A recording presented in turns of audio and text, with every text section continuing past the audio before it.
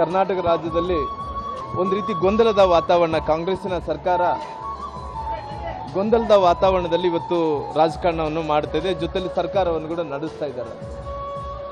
ಒಂದು ಕಡೆ ಮುಖ್ಯಮಂತ್ರಿಗಳು ಯಾರು, ಈ ರಾಜ್ಯದ ಮುಖ್ಯಮಂತ್ರಿಗಳು ಸಿದ್ದರಾಮಯ್ಯನವರ, ಇಲ್ಲಿದ್ರೆ ಸುರ್ಜೇವಾಲಾ ಅವರ ಅಂತೇಳಿ ಅವ್ರಿಗೆ ಸ್ಪಷ್ಟೀಕರಣ ಕೊಡಬೇಕಾಗಿದೆ. ಯಾಕಂದರೆ ಇವತ್ತು ಡೆಲ್ಲಿಯಿಂದ ಬಂದಂಥ ಒಬ್ಬ ಉಸ್ತುವಾರಿಗಳು ಅವರೇ ಮುಖ್ಯಮಂತ್ರಿಗಳ ಥರ ಎಲ್ಲ MLAಗಳು ಕರೆಯೋದು, ಮೀಟಿಂಗ್ ಮಾಡೋದು, ಎಲ್ಲ ಮಂತ್ರಿಗಳು ಕರೆಯೋದು, ಮೀಟಿಂಗ್ ಮಾಡೋದು, ಜೊತೆಲಿ ಮುಖ್ಯಮಂತ್ರಿಗಳಿಗೆ ಯಾವುದೇ ಕೀಮತ್ ಇಲ್ಲಾರ್ದಂಥ ಪರಿಸ್ಥಿತಿ ಇವತ್ತಿನ ಉಸ್ತುವಾರಿಗಳು ಮಾಡ್ತಾ ಇದ್ದಾರೆ. ಹಂಗಾಗಿ ಅವ್ರ ಮನಸ್ಸಿನಲ್ಲಿ ಏನಿದೆ ಏನು ಗೊತ್ತಿಲ್ಲ ನಮಗಂತೂ. ಯಾಕಂದರೆ ಒಂದು ಕಡೆ ಮುಖ್ಯಮಂತ್ರಿಗಳ ಬದಲಾವಣೆ ಆಗಬೇಕು ಅನ್ನೋಂಥ ಅವರು ಪ್ರಯತ್ನ ಮಾಡ್ತಾ ಇದ್ದಾರೆ.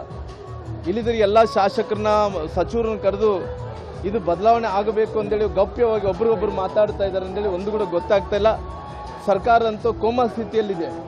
ಈ ಸರ್ಕಾರ ಕೋಮಾ ಸ್ಥಿತಿಯಲ್ಲಿ ಅಂದ್ರೆ ಈಗ ಆಕ್ಸಿಜನ್ ಇಲ್ಲಿದೆ, ಆಕ್ಸಿಜನ್ ತೆಗೆದ್ರೆ ಅದು ಸರ್ಕಾರ ಬಿದ್ದೋಗುತ್ತೆ, ಸರ್ಕಾರ ಸತ್ತೋಗುತ್ತೆ. ಇವತ್ತು ಇಡೀ ರಾಜ್ಯದಲ್ಲಿ ಇವತ್ತು ಸರ್ಕಾರ ನಿಷ್ಕ್ರಿಯವಾಗಿ ನಿಂತಿರೋ ಕಾರಣ ಯಾವೊಬ್ಬ ಮಂತ್ರಿಗಳು ಕೆಲಸ ಮಾಡೋಕ್ಕೆ ಆಗ್ತಾ ಇಲ್ಲ, ಯಾವೊಬ್ಬ ಮಂತ್ರಿಗಳು ಅನುದಾನವನ್ನು ತಂದು ಡೆವಲಪ್ಮೆಂಟ್ ಮಾಡೋಕ್ಕೆ ಆಗ್ತಾ ಇಲ್ಲ. ಇವತ್ತು ಶಾಸಕರು ಅಸಮಾಧಾನ, ಮಂತ್ರಿಗಳು ಅಸಮಾಧಾನ, ಸರ್ಕಾರನೇ ಅಸಮಾಧಾನ. ಸರ್ಕಾರ ಇವತ್ತು ಕೋಮಾ ಸ್ಥಿತಿಯಲ್ಲಿ ಇರುವಂಥ ಟೈಮಲ್ಲಿ ಇವತ್ತು ಆಕ್ಸಿಜನ್ ಅನ್ನೋಂಥದ್ದು ತೆಗೆದ್ರೆ ಸರ್ಕಾರ ಸತ್ತೋಗುತ್ತೆ, ಇಂಥ ಪರಿಸ್ಥಿತಿ ಬಂದು ತಲುಪಿದೆ.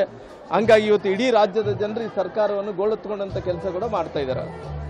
ನೋಡ್ರಿ, ಅವರಲ್ಲಿ ಇದ್ದಂಥ ಕಚ್ಚಾಟ ಇವತ್ತು ಉದಾಹರಣೆ ಹೇಳ್ಬೇಕಂದ್ರೆ ಈಗ ನಾನು ಮುಂಚೆಯಿಂದ ಕೂಡ ಹೇಳ್ತಾ ಇದ್ದೀನಿ, ಸಿದ್ದರಾಮಯ್ಯನವರು ಎಂಥ ಪರಿಸ್ಥಿತಿಯಲ್ಲೂ ಕೂಡ DK ಶಿವಕುಮಾರ್ನ ಮುಖ್ಯಮಂತ್ರಿ ಆಗ್ಲಿಕ್ಕೆ ಬಿಡಲ್ಲ.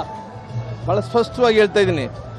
ಅವರು ಅಧಿಕಾರವನ್ನು ಬಿಟ್ಟುಕೊಡ್ಬೇಕಾದ್ರಿಗಿನ ಏನೇನು ತೊಂದರೆಗಳು ಮಾಡಬೇಕಾಗುತ್ತೆ ಎಲ್ಲ ತೊಂದರೆಗಳು ಮಾಡೇ ಮಾಡ್ತಾರೆ. ಅವರಂತ ಸುಲಭವಾಗಿ ರಾಜಕಾರಣವನ್ನು ಬಿಟ್ಕೊಡೋಕೆ ಹೋಗಲ್ಲ. ಹಂಗಾಗಿ ಇವತ್ತು ಅವರಲ್ಲಿದ್ದಂಥ ಗೊಂದಲಗಳೇನು, ಯಾರನ್ನ ಮುಖ್ಯಮಂತ್ರಿಗಳು ಮುಂದೆ ಮಾಡಬೇಕು, ಆ ಮುಖ್ಯಮಂತ್ರಿಗಳು ಯಾರು ಮಾಡಬೇಕಂತ ಪ್ರಶ್ನೆ ಬಂದಂಥ ಟೈಮಲ್ಲಿ ಅವರಂತ ಸಿದ್ದರಾಮಯ್ಯನವರು ಎಂಥ ಪರಿಸ್ಥಿತಿಯಲ್ಲಿ DK ಶಿವಕುಮಾರ್ ಬಿಟ್ಕೊಡಕ್ಕಂತ ಒಪ್ಪಲ್ಲ ಅಂತ ಟೈಮಲ್ಲಿ ದಲಿತರು ತರ್ತಾರ. ಆ ದಲಿತರು ತಂದಂಥ ಟೈಮಲ್ಲಿ ಅಲ್ಲಿ ಮಲ್ಲಿಕಾರ್ಜುನ್ ಖರ್ಗೆ ಅವರು ತರ್ಬೋದು.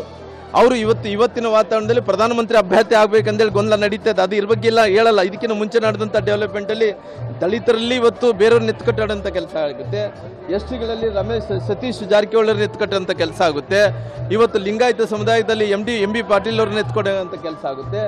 ಜೊತೆಲಿ ಇವತ್ತು ವಕೀಲರಿಗೆ ಸಮುದಾಯ ಬಂದಂಥ ಟೈಮಲ್ಲಿ ಕೃಷ್ಣ ಬೈರೇಗೌಡರನ್ನ ಎತ್ತಿಡೋಂಥ ಕೆಲಸ ಆಗುತ್ತೆ.